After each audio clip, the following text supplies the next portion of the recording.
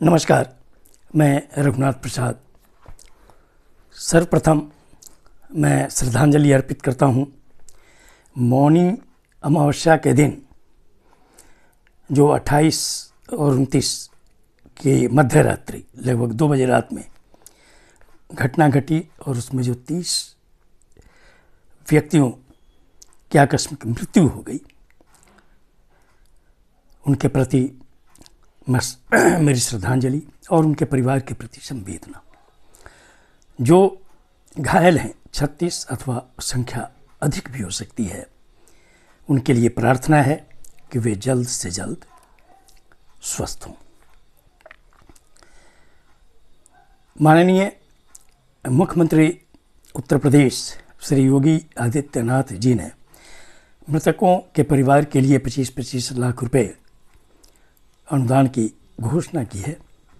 साथ ही judicial commission बैठाया गया है जो जांच करेगा इस दुखद घटना की। मैं यहाँ पर चर्चा करना चाहूँगा कि वर्ष 2013 में कुंभ हुआ था और उस समय तत्कालीन इलाहाबाद रेलवे स्टेशन पे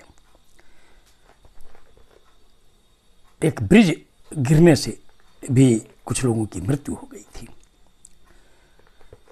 इस बार चूँकि उत्तर प्रदेश सरकार लगातार प्रचार प्रसार कर रही थी कि इस बार ऐसी चाक चौबंद व्यवस्था है कि कोई भी दुर्घटना नहीं हो सकती है, लेकिन अफसोस की बात यह है कि इस आस्था की चीज़ को, जो धार्मिक आस्था है हिंदुओं की, आज से नहीं हजारों वर्षों से, उस आस्था के केंद्र को एक तरह से सरकार ने राजनीतिक रूप में परिवर्तित कर दिया।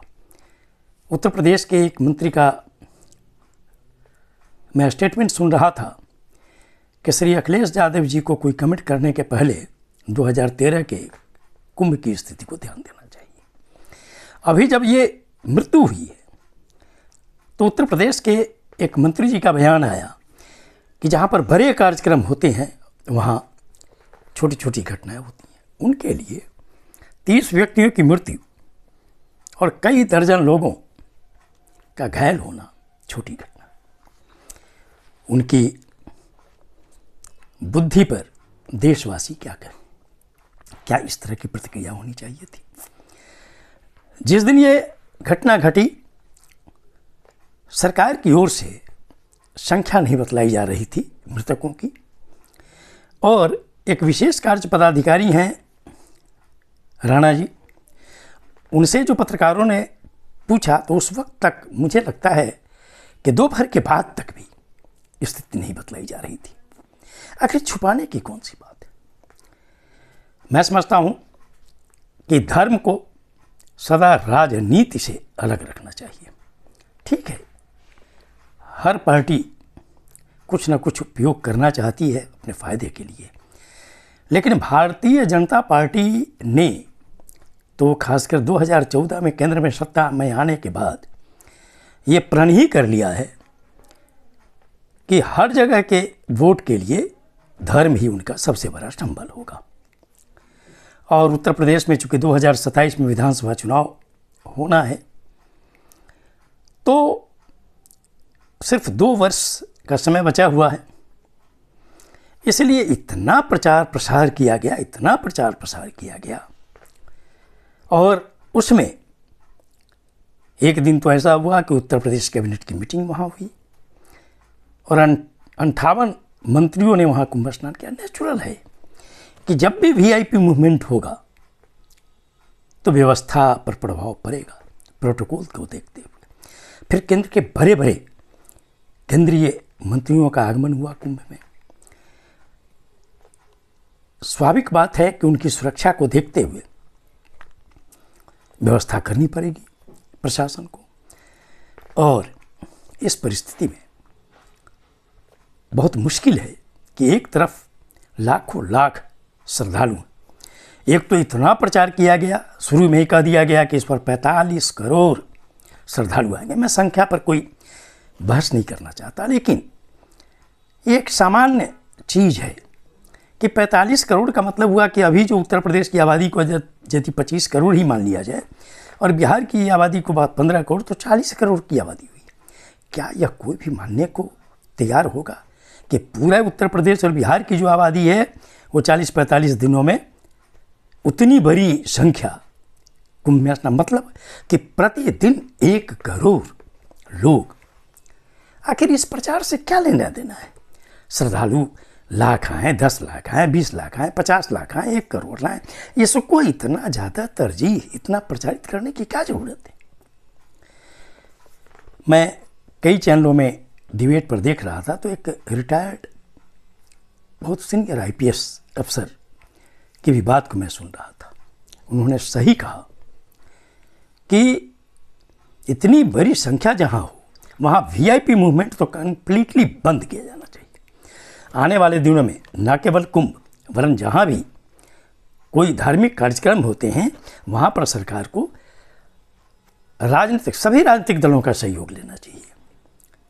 ऑल पार्टी मीटिंग होनी चाहिए, सबका सहयोग लेना चाहिए कि ये आस्था की चीज़ है, इस धार्मिक कार्यक्रम को शांतिपूर्वक मनाना हम सभी लोगों का फर्ज बनता है, ताकि सभी की जिम्मेवारी बने। कोई न तो विपक्ष उस पर कमेंट करे, न सत्ता पक्ष इसको अपनी प्रतिष्ठा का इशू बनाए। पहले तो ये होना चाहिए कि राजनीति से अलग कर दीजिए, इसको प्रचार का माध्यम मत बनाइए। और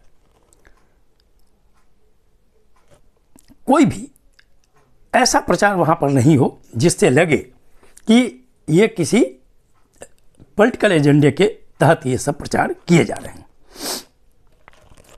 और एक चीज़ तो और होना चाहिए कुंभ जैसे आयोजन में कि ये ऐसी व्यवस्था होनी चाहिए, लोगों को जागृत करना चाहिए, या अगर कंपल्सन हो कि 10 वर्ष की उम्र के से कम उम्र के बच्चों को वहाँ पर ले जाने पर पाबंदी लगा दी जाए।